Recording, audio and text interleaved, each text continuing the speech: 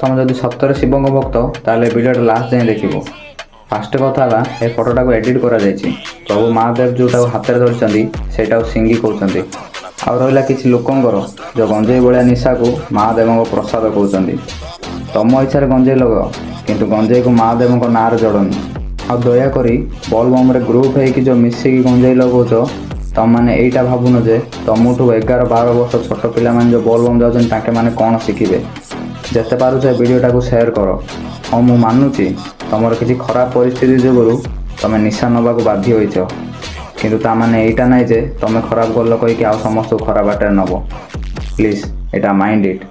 ରହିଲି ମୋ ଭାଇ, ଜୟ ଶିବ।